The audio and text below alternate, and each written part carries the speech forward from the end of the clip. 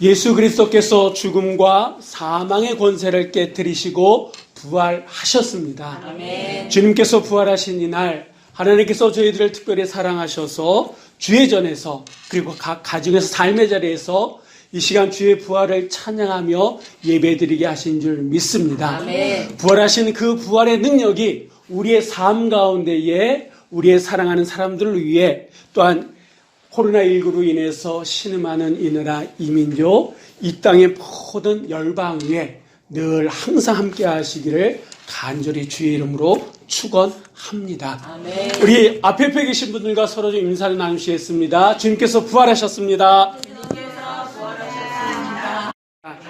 그분의 부활이 우리에게 새로운 소망이 되는 줄 믿습니다. 그분이 부활하심으로 우리에게 새로움의 시작이 되어졌고 그 새로움의 시작은 이 세상을 이길 수 있는 힘과 능력으로 나타나게 될 줄 믿습니다. 아멘. 오늘 우리가 읽은 이 고린도전서 15장은요. 처음서부터 마지막 그 58절까지 한 가지 주제를 쭉 다루고 있습니다. 그래서 이 부활이라고 하는 주제를 다루고 있는데 그래서 사람들은 이 고린도전서 15장을 부활장이다 이렇게 얘기합니다. 여러분 한번 생각해 보십시오. 한 성경 한 장을 전체를 부활이라고 하는 주제로 쭉 이끌어간다라고 하는 것은 그만큼 이 주제가 중요하다라고 하는 거 아니겠습니까? 이 사도 바울이 이 한 장 전체를 부활에 대한 이야기로 얘기할 수밖에 없었던 이유가 있습니다. 그게 두 가지 이유인데 한 가지는 당시 이 고린도 교회 교인들 안에 어떤 이들이 있었냐 하면 정말 부활이 있어? 부활이 있는 거야? 부활이 있다 그러면 나중에 우리가 어떤 몸으로 부활하는 거야? 이런 질문을 제기하는 자들이 있었다라고 하는 거야. 보통 신학자들이 이 고린도 전서가 쓰여졌을 때가 주후 55년 그 근언절이라고 이렇게 얘기합니다. 그러니까 예수님께서 33년에 돌아가시고 한 20여 년이 지난 그때에, 그러니까 초대교회 그때에도 이 부활이 있냐 없냐, 있게 되면 어떤 모습으로 되어지냐, 이런 논란이 있었다라고 하는 거예요. 그러니까 그때도 그런 논란이 있으면 2000년이 지난 지금도 여전히 이 부활에 대한 것을 믿는 이들이 있고 믿지 못하는 이들이 있다라고 하는 거예요.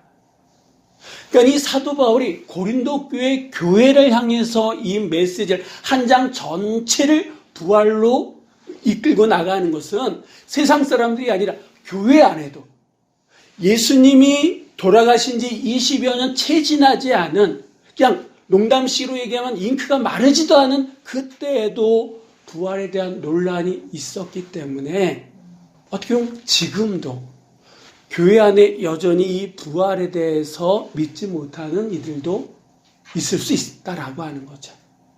그래서 사도 바울은 그들에게 아닙니다.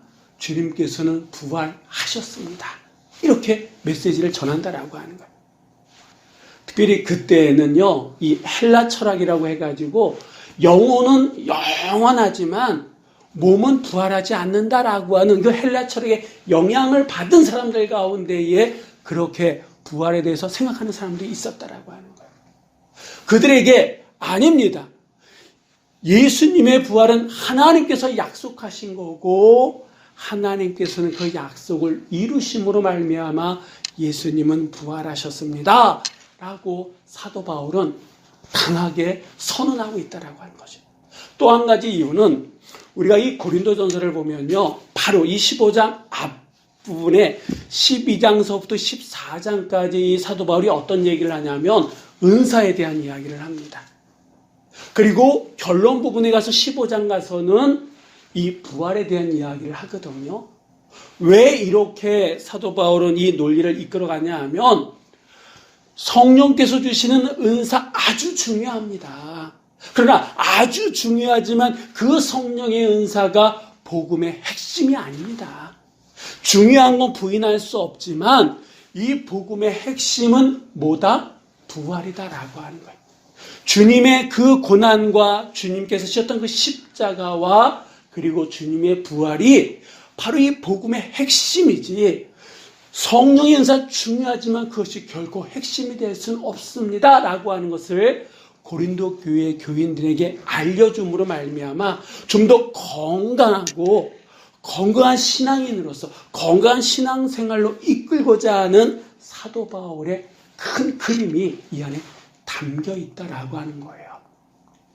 특별히 여러분, 그리스도의 죽음과 부활은 성경대로 이루어진 하나님의 역사인 줄 믿습니다. 아멘. 하나님께서 그 예전서부터 약속하셨고 예언하셨던 그것을 이루신 하나님의 작품인 줄 믿습니다. 아멘.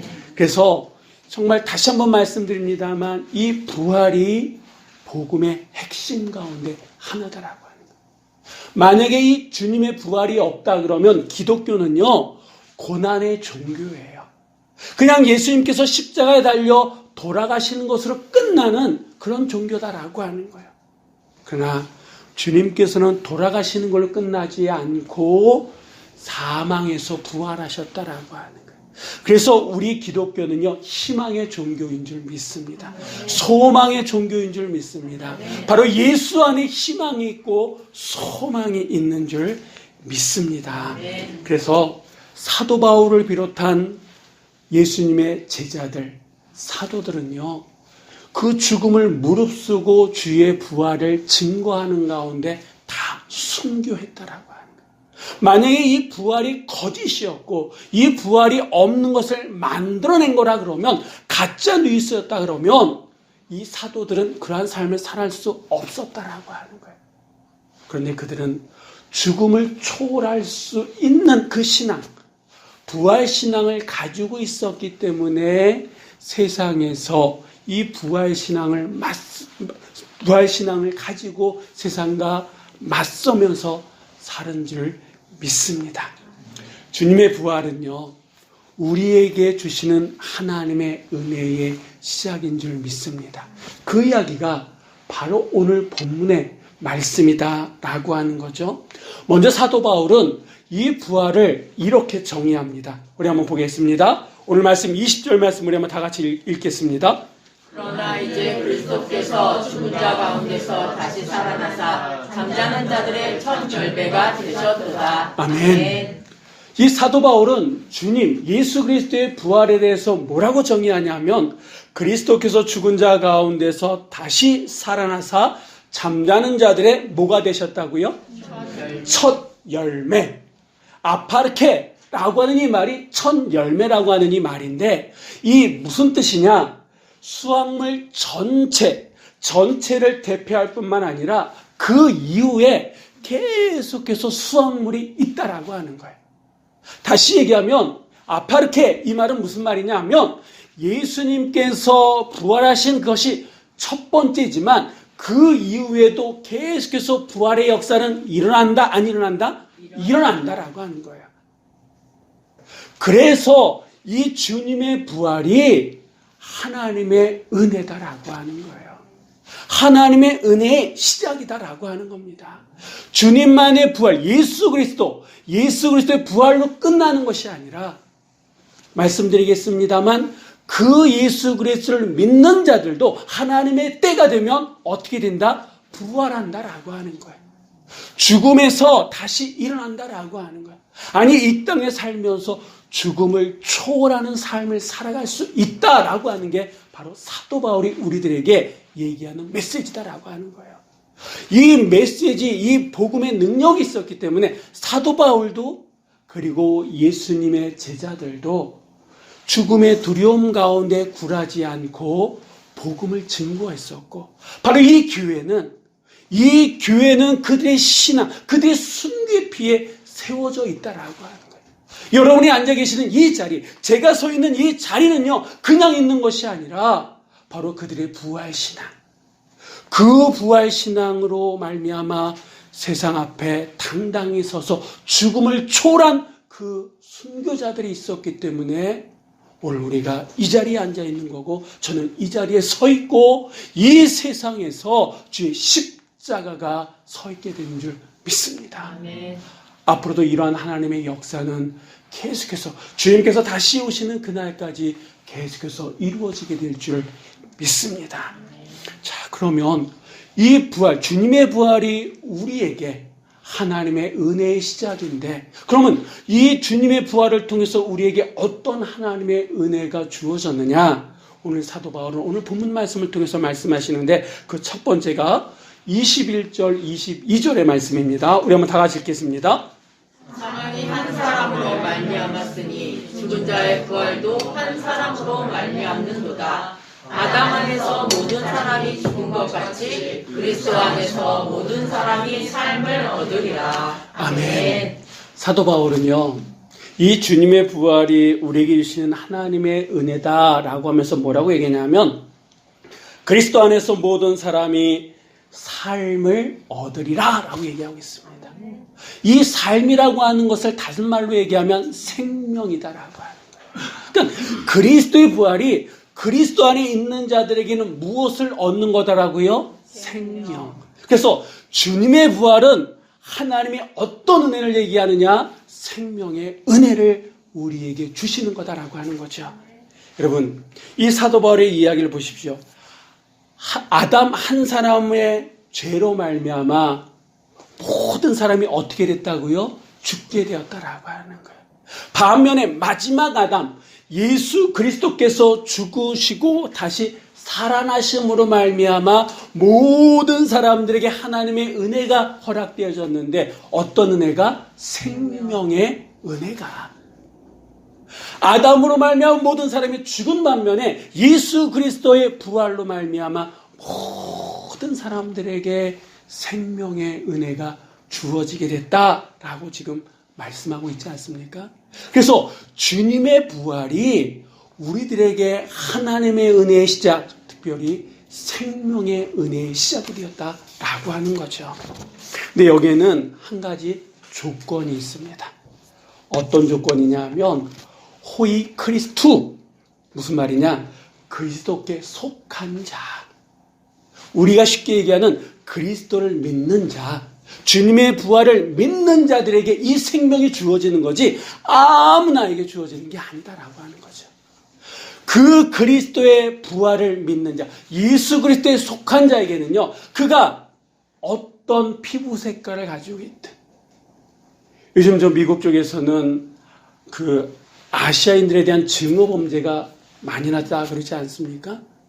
그 사람이 어떤 피부를 가지고 있든, 그 사람이 어느 정도의 재산을 가지고 있든, 그 사람의 나이와 상관없이 모든 것을 초월해서 그가 예수 그리스도를 믿기만 하면, 주의 부활을 믿기만 하면 그에게 뭐가 주어진다고요? 생명. 하나님의 은혜가 주어진다라고 하는 것이 바로 부활의, 주님의 부활이 우리에게 주시는 하나님의 은혜다라고 하는 겁니다. 주님의 부활은 당신이 그리스도이기 때문에, 하나님의 아들 독생자 예수 그리스도이기 때문에 당신의 부활로 끝나는 것으로 끝나는 게 아니다라고 하는 거예요. 분명히 성경은 예수님은 첫 열매로 얘기했다라고 하는 거예요. 첫 열매, 그냥 열매가 아니라 첫 열매는 그 이후에도 계속해서 열매가 있다는 거 아니겠습니까? 그렇다 그러면 주님의 부활로 끝나는 것이 아니라 우리도 하나님의 그때가 되면 주님이 죽음의 권세를 깨트리시고 일어나셨던 것처럼, 다시 사셨던 것처럼 우리도 살아나게 될 줄 믿습니다. 네. 그래서 여러분, 세상에 어떤 일이 우리를 옥죄해 온다 할지라도 우리는 잠시 실망은 할 수 있어요. 그러나 결코 하지 말아야 될 게 뭐냐? 포기다라고 하는 거예요. 안 돼. 끝났어. 아니다라고 하는 거예요. 여러분, 끝날 때까지 끝난 게 아닌 줄 믿습니다. 왜? 주님께서 돌아가셨을 때에 세상 사람들이 다 이제 끝났다 그랬어요. 예수님의 제자들마저도 이제 끝났어 하고 다 각기 자기 집으로 돌아갔잖아요. 그런데 주님께서는 다시 살아나셔서 그들을 찾아가시지 않았습니까? 아직 끝난 게 아니다라고 하는 거예요. 지금 우리의 삶이 아무리 힘들고 어렵다 할지라도, 코로나19로 인해 가지고 우리의 삶이 좀 많은 제약이 있다 할지라도 여러분 끝난 게 아닌 줄 믿습니다. 주님께서 사망의 권세를 깨뜨리시고 생명으로 부활하셨던 것처럼 얼마든지 이 상황 속에서도 우리가 주의 부활을 믿기만 하면 하나님의 생명의 은혜가 우리에게 주어지기 때문에 우리는 다시 시작하게 될 줄 믿습니다. 자, 계속해서 이 주님의 부활이 우리들에게 어떤 하나님의 은혜로 나타나느냐, 우리 한번 25절, 26절의 말씀 읽겠습니다. 그가 모든 원수를 분말 아래 둘 때까지 반드시 왕노릇 하시리니 맨 나중에 멸망받을 원수는 사망이니라. 아멘. 계속해서 이 사도 바울은요, 이 주님의 부활이 우리에게 하나님의 은혜다라고 얘기하는데, 이 25절 말씀을 보니까 그가 모든 원수를 그 발 아래 둘 때까지 반드시 왕노릇하게 하시리니 라고 말씀하고 있습니다. 그 발 아래 둘 때까지 반드시 왕노릇한다라고 하는 이 말이 뭐냐면, 한 단어로 얘기하면 승리한다라고 하는 거예요. 아멘. 다시 얘기하면 주님의 부활이 우리에게 하나님의 은혜로 흘러넘치게 되는데, 그 하나님의 은혜가 뭐냐? 승리의 은혜다라고 하는 거죠. 승리의 은혜. 사도 바울은 시편 8편 6절의 말씀, 주의 손으로 만드신 것을 다스리게 하시고 만물을 그 발 아래 두셨으니, 이 말씀을 인용해서 이 25절의 말씀을 우리들에게 하고 계시다라고 하는 거죠. 그리스도께서 모든 원수와 만물을, 그리고 마지막에는 뭐까지? 사망까지 그 발 아래 두시게 될 거다라고 말씀하고 있습니다. 여러분, 사망까지 승리하신 분이 누굽니까? 예수 그리스도인 줄 믿습니다. 아무리 인간이 노력을 하고 길을 쓰고 용을 써도 결코 승리할 수 없는 한 가지가 있습니다. 이길 수 없는 한 가지가 있어요. 그게 뭘까요? 네, 바로 죽음이다라고 하는 거예요. 여러분, 지금 계속해서 이 코로나 확진자가 500명이 넘는다 그러지 않습니까? 이 코로나에 대해서 우리가 왜 정부에서는 계속해서 이 방역 수칙을 강화하고 이 많이 모이는 것을 막고 있는 걸까요? 이 코로나가 감기 같은 거라 그러면 그렇지 않아요. 여러분 감기 걸리셔도 교회 나오셨잖아요. 아니, 독감 걸려도 약 먹고 나오셨잖아요. 그런데 코로나 이것 때문에 혹시나 하는 것 때문에 서로 못 나오고 이 서로 간에 거리를 두고 이렇게 인터넷이나 이런 매체를 통해 가지고 예배드리는 이유가 어디 있습니까? 여러 가지가 있겠습니다만 그 이유 가운데 하나는 만에 하나 코로나 걸려서 죽으면 어떻게 될까? 나뿐만 아니라 나 하나는 괜찮지만 다른 사람에게 피해가 되면 어떨까? 그런 마음 아니에요. 그러니까 이 코로나라고 하는 것이 그냥 감기나 독감 정도 된다 그러면 우리가 그런 걱정 안 해요. 왜냐하면 약 먹으면 나으니까, 좀 쉬면 나으니까. 그런데 만에 하나 죽음이다라고 해요. 죽음에 대한 두려움 때문에 정부는 방역 수칙을 강화하고 여러 가지 이것을 극복해 나갈 수 있는 방안들을 모색합니다. 그리고 백신을 만들어내고 백신을 공짜로 맞추려고 하는 거 아니겠습니까? 그 만에 하나. 그러니까 아무리 인간이 노력을 하고 애를 써도 그 죽음에 대한 그것을 인간의 수명을 늘려놓을 수는 있지만 죽음을 정복할 수는 없다라고 하는 거예요. 그런데 이 죽음, 인간이 풀 수 없는 이 죽음의 문제를 누가 푸신 거예요? 예수 그리스도께서 부활하심으로 푸신 줄 믿습니다. 그래서 그 예수 안에 승리가 있는 거예요. 그동안 사람들은 이 죽음 앞에 맥을 못 섰다라고 하는 거예요. 그냥 다 모든 것을 놓아버렸다라고 하는 거예요. 그런데 예수님은 죽음이 끝이 아니다라고 친히 부활하심으로 우리에게 말씀하신 거 아닙니까?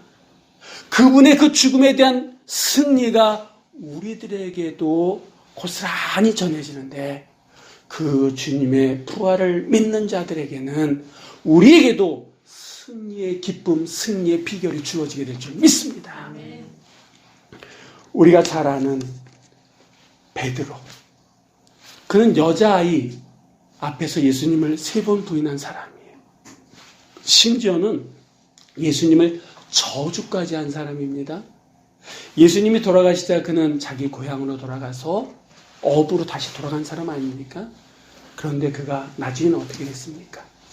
부활하신 주님을 만난 이후에 그는 이제 죽음을 초래가면서 복음을 증거하는 증거자가 되었다라고 하는. 베드로가 이렇게 될 수 있었던 것은 그가 부활하신 주님을 만났기 때문인 줄 믿습니다.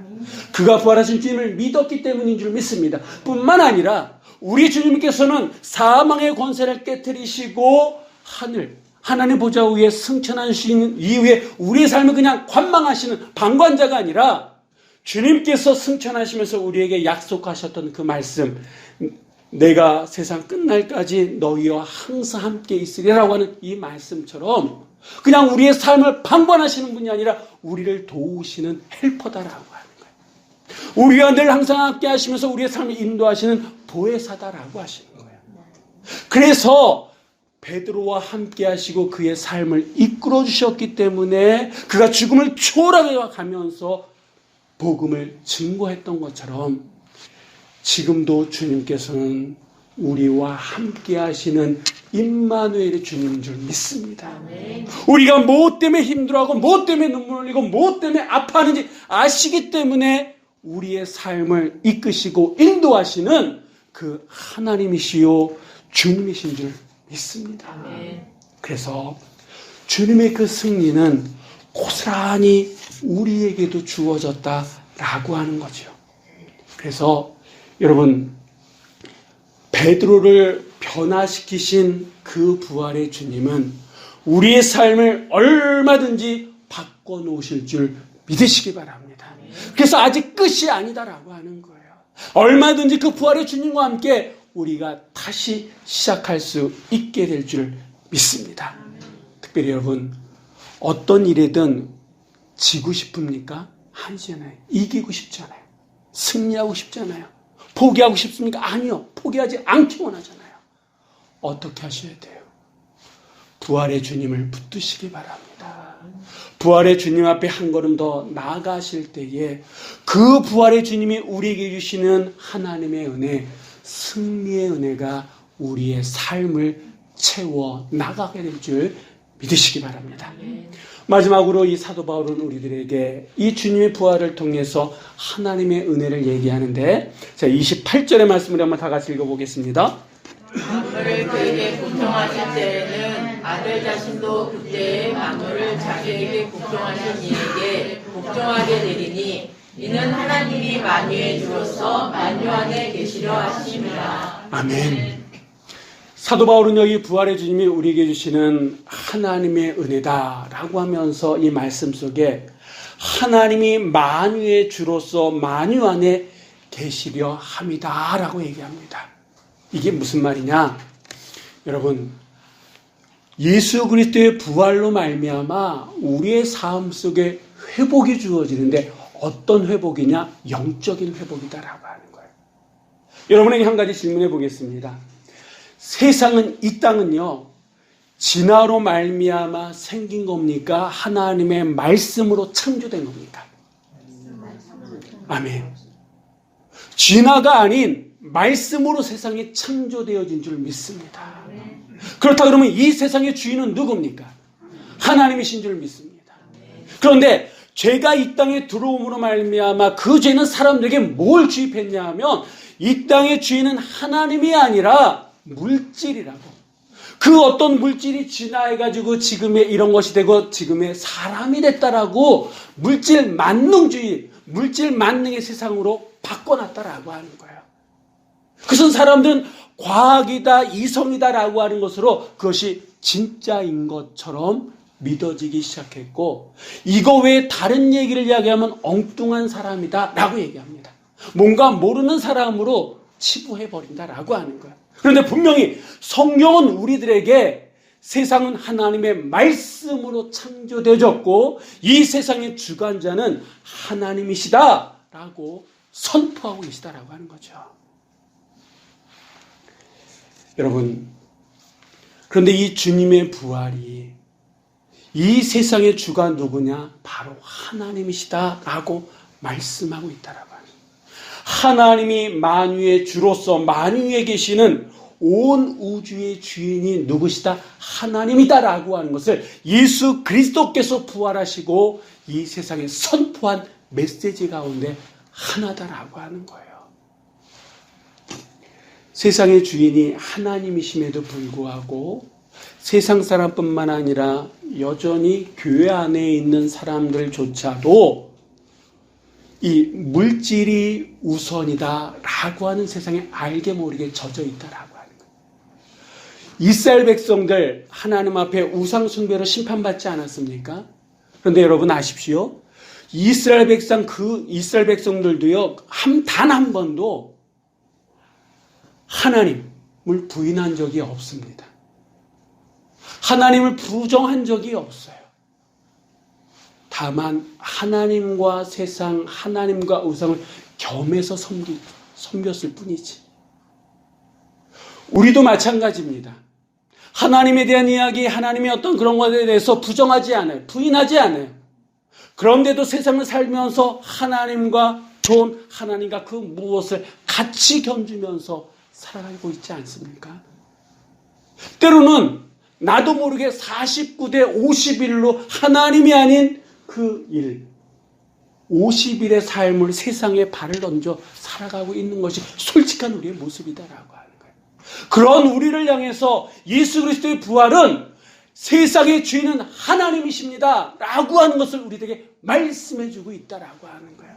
그 예수 그리스도의 부활을 통해 가지고 흐트러진 이 영적인 질서를 회복시키기 원하셨다라고 하는 거예요. 깨어진 관계를 회복시키고 떠난 자를 다시 돌아오게끔 하는 것, 그것이 바로 그리스도의 부활 안에 담겨져 있는 줄 믿으시기 바랍니다.